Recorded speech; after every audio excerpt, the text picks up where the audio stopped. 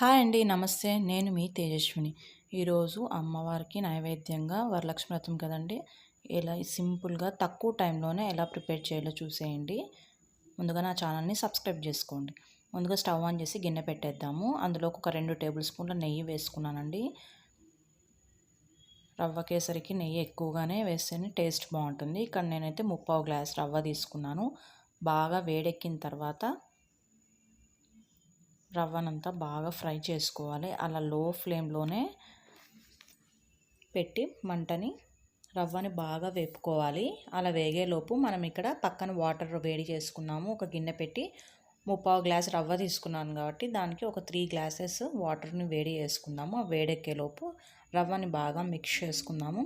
ఇప్పుడు మన రవ్వ అయితే బాగా వేగిపోయింది. నేను చక్కెర కూడా వాటర్ అయితే బాయిల్ అయినాయి కదండి. ఇప్పుడు చక్కెర వేసుకుందాం. అంత లోపల నేను చక్కెర కూడా ఇక్కడ 3/4 గ్లాసే తీసుకుంటున్నాను. స్వీట్ మా ఇంట్లో తక్కువగానే తింటారని ఎక్కువ యాడ్ చేయలేదు.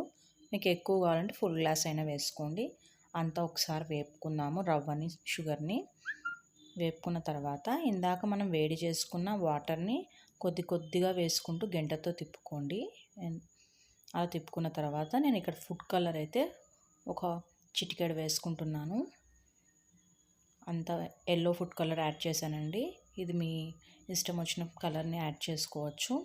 అంతా బాగా మిక్స్ చేసి రవ్వ బాగా ఉడుకుతుండగా ఇందులోకి యాలక్కల పొడి వేసుకుందాము. ఒక 4 యాలక్కలు దంచి వేసుకుందాము.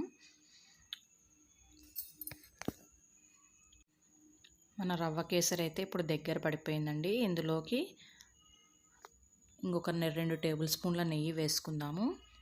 నెయ్యి వేసుకోవడం వల్ల పర్ఫెక్ట్గా సాఫ్ట్గా ఉంటుంది మన రవ్వ కేసరి.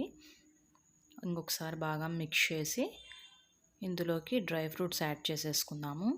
ఫైనల్గా స్టవ్ ఆఫ్ చేసేసి ఒక 2 నిమిషాల పాటు ప్లేట్ పెట్టేసేసి ఒక 2 మినిట్స్ తర్వాత చూస్తే మన రవ్వ కేసరి అయితే ప్రిపేర్ అయిపోయింది.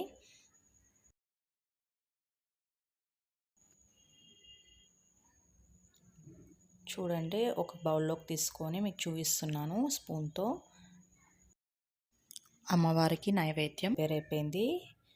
ఇది ఒక 10 నిమిషాల్లో అయితే ప్రసాదం పెట్టేయచ్చు.